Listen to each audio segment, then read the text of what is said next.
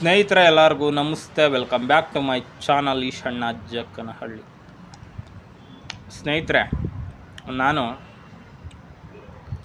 Land lord ಸಿನಿಮಾವನ್ನು ನೋಡ್ಕೊಂಡ್ಬಂದೆ. ಅದರ review ಹೇಳೋಣ ಅಂತಲೇ ಬಂದೆ ಸ್ನೇಹಿತರೆ. ಲ್ಯಾಂಡ್ ಲಾರ್ಡ್ ಸಿನಿಮಾದ ಕತೆ, ಚಿತ್ರಕಥೆ ಯಾವ ರೀತಿಯಾಗಿದೆ ಅಂದರೆ, ಕತೆ ಸುಮಾರು 1970-80ರ ದಶಕಕ್ಕೆ ಹೋಗಿ ನಿಲ್ಲುತ್ತೆ.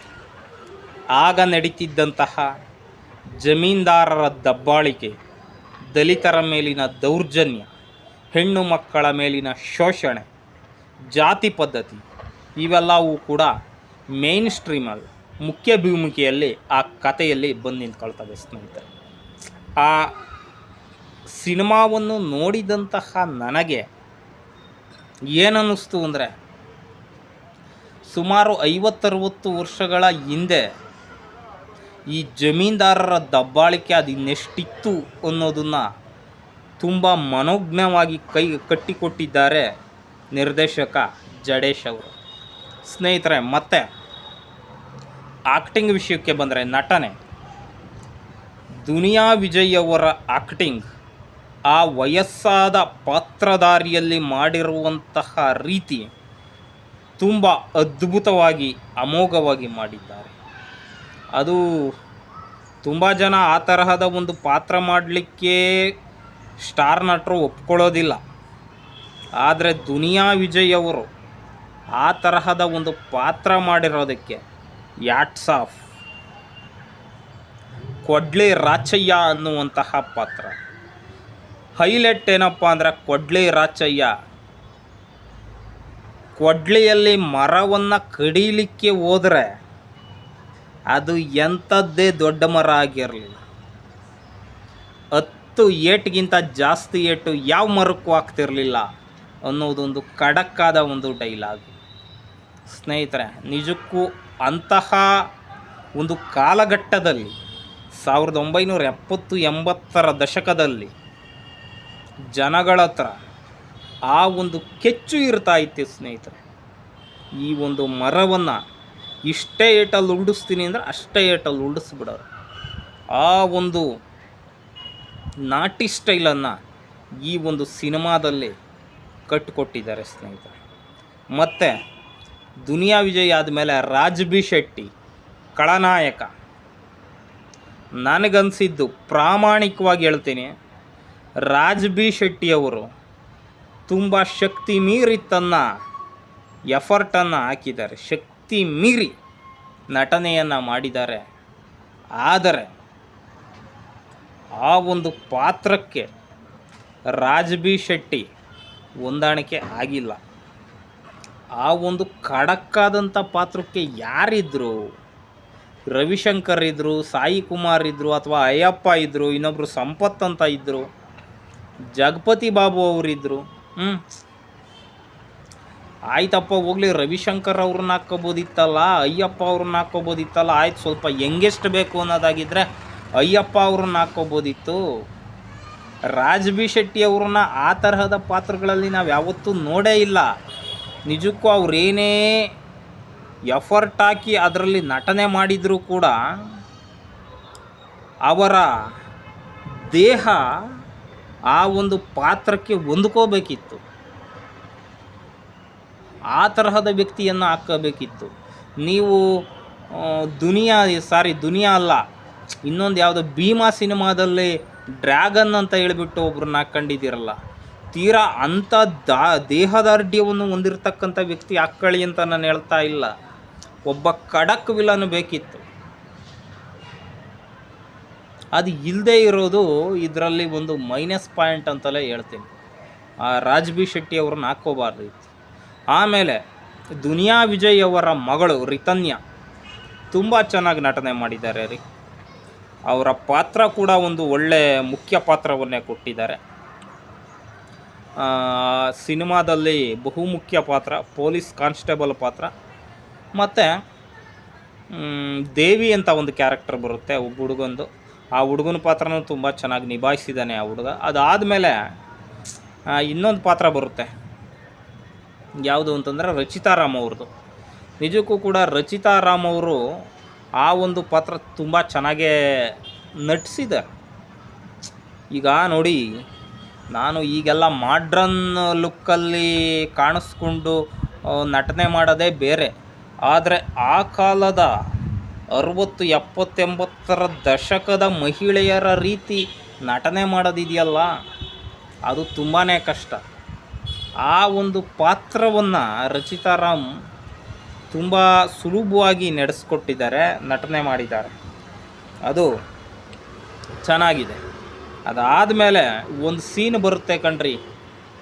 ಸೀನುಗಳ ಬಗ್ಗೆ ನೋಡೋದಾದರೆ, ಈಗಾಗಲೇ ಕಥಾವಸ್ತು ಏನು ಅಂತ ಹೇಳಿದ್ದೀನಿ. ಜಮೀನ್ದಾರರ ದಬ್ಬಾಳಿಕೆ, ಅವರ ದಬ್ಬಾಳಿಕೆಯನ್ನು ಮೆಟ್ಟಿ ನಿಂತು ಒಬ್ಬ ಕೂಲಿ ಕಾರ್ಮಿಕ, ಒಬ್ಬ ದಲಿತ ತನ್ನ ಜಮೀನನ್ನು ಪಡ್ಕೊಳ್ತಕ್ಕಂಥದ್ದು ಅದರಲ್ಲಿ ಇದೆ. ಮತ್ತು ಇನ್ನೊಬ್ಬರು ಸ್ಟಾರ್ ನಾಯಕಿ ಉಮಾಶ್ರೀ ಅವರು ತಾಯಿಯ ಪಾತ್ರವನ್ನು ಮಾಡಿದ್ದಾರೆ. ಮೋಸ್ಟ್ಲಿ ಆ ಪಾತ್ರಕ್ಕೆ ಉಮಾಶ್ರೀ ಅವರು ಬಿಟ್ಟರೆ ಪ್ರಪಂಚದಲ್ಲೇ ಯಾರೂ ಸೂಟ್ ಆಗ್ತಿರಲಿಲ್ಲ ಅಂತ ಹೇಳ್ತೀವಿ. ಅಷ್ಟು ಚೆನ್ನಾಗಿ ಆ್ಯಕ್ಟಿಂಗ್ ಮಾಡಿದ್ದಾರೆ.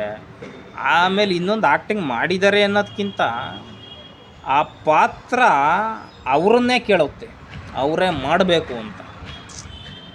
ಎಷ್ಟು ಚೆನ್ನಾಗಿ ಮಾಡಿದ್ದಾರೆ.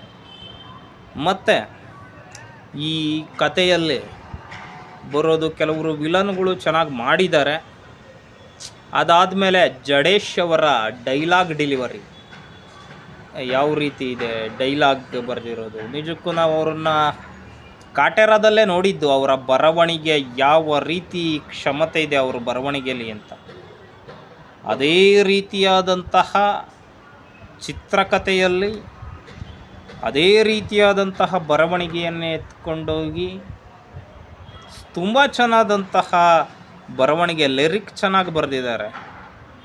ನನಗೆ ಇಷ್ಟ ಆಗಿದ್ದು ಸಾಂಗ್ಗಳಲ್ಲಿ ಒಂದು ಸಾಂಗು ಯಾವುದು ಅಂದರೆ ಆ ಡ್ಯುಯೆಟ್ ಸಾಂಗು ದುನಿಯಾ ವಿಜಯ್ ಮತ್ತು ರಚಿತಾ ರಾಮ್ ಅವ್ರದ್ದು. ಮತ್ತು ಆ ಒಂದು ಚಿಕ್ಕ ಮಗು ಬಗ್ಗೆ ಒಂದು ಇದೆ ರೀ ಸಾಂಗು, ಅದು ಚೆನ್ನಾಗಿ ಇದೆ. ನನಗೆ ಆರ್ಟ್ ಟಚ್ ಆದಂತಹ, ಹೃದಯ ಸ್ಪರ್ಶ ಆದಂತಹ ದೃಶ್ಯ ಯಾವುದಪ್ಪ ಅಂದರೆ, ಅದೊಂದು ಕಣ್ಣು ಕಾಣದ ಮಗು ತನ್ನ ತಂದೆ ಪ್ರಾಣ ಕಳ್ಕೊಂಡಿರ್ತಾರೆ.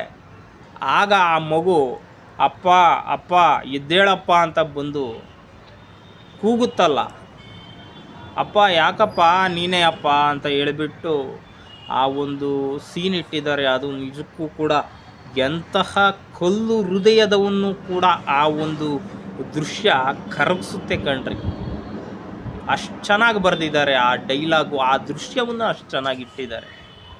ನೀವೇನಾದರೂ ಕಾಮಿಡಿ ಎಕ್ಸ್ಪೆಕ್ಟೇಷನ್ ಮಾಡಿ ಇಟ್ಕೊಂಡೋಗಿದ್ರೆ ಮರೆತು ಬಿಡಿ, ಇದು ಹಾಸ್ಯ ಸಿನಿಮಾವಲ್ಲ, ಇದೊಂದು ದಮನಿತರ ಸಿನಿಮಾ, ದಮನಿತರ ಬಗ್ಗೆ ಇರತಕ್ಕಂತಹ ಸಿನಿಮಾ. ಅದಾದಮೇಲೆ ವಾವ್ ಅಂತ ಅನಿಸಿದ ಸೀನ್ ಯಾವುದು ಅಂತಂದರೆ, ಒಂದು ಕಾರ್ಯಕ್ರಮ ನಡೀತಿರುತ್ತೆ. ಆಗ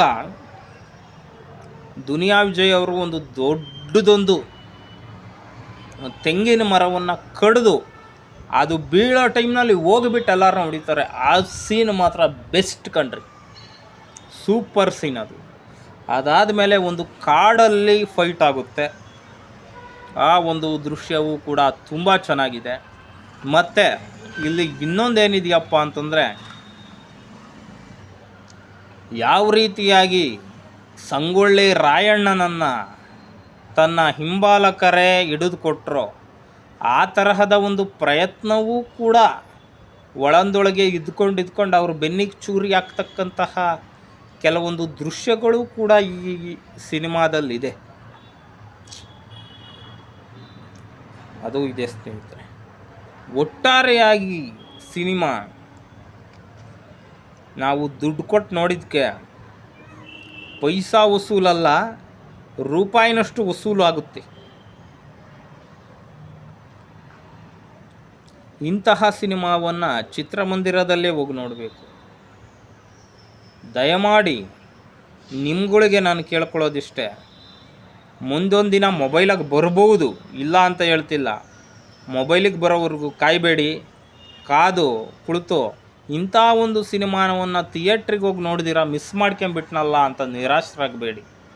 ಹೋಗಿ ಚಿತ್ರಮಂದಿರಕ್ಕೆ ಹೋಗಿ ಸಿನಿಮಾ ನೋಡಿ ನಿಮ್ಮ ಅನಿಸಿಕೆಗಳನ್ನ ಹೇಳಿ ಸ್ನೇಹಿತರೆ. ನಾವು ಯಾವ್ಯಾವುದೋ ತೆಲುಗು ಸಿನಿಮಾನೋ ತಮಿಳು ಸಿನಿಮಾನೋ ಅದು ಹಂಗಿದೆ ಅಂತ ಮಾತಾಡೋದು ಅದಲ್ಲ.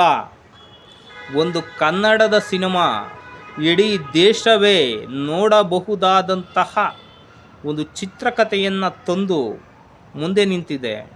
ಇಂತಹ ಸಿನಿಮಾವನ್ನು ನೋಡದೆ ಬಿಟ್ಟವರೇ ಕೆಟ್ಟರು ಅಂತ ನನ್ನ ಅನಿಸಿಕೆ. ನಿಮ್ಮ ಅನಿಸಿಕೆ ಏನು ಅನಿಸುತ್ತೆ ದಯಮಾಡಿ ಕಾಮೆಂಟ್ ಮಾಡಿ. ಈ ಒಂದು ಮಾಹಿತಿ, ಈ ಒಂದು ರಿವ್ಯೂ ನಿಮಗೆ ವಿಮರ್ಶೆ ಇಷ್ಟ ಆಗಿದ್ದರೆ, ರಿವ್ಯೂ ಆ್ಯಂಡ್ ವಿಮರ್ಶೆ ಏನಾದರೂ ಕರಿಬೋದು, ಅದು ನಿಮಗೆ ಇಷ್ಟ ಆಗಿದ್ದರೆ ದಯಮಾಡಿ ನನ್ನ ಚಾನಲ್ಗೆ ಸಬ್ಸ್ಕ್ರೈಬ್ ಆಗಿ ಈ ಒಂದು ವಿಡಿಯೋಗೆ ಲೈಕ್ ಕೊಡಿ ಅಂತ ಹೇಳ್ತಾ ಈ ವಿಡಿಯೋವನ್ನು ಇಲ್ಲಿಗೆ ಮುಗಿಸ್ತಾ ಇದ್ದೀನಿ.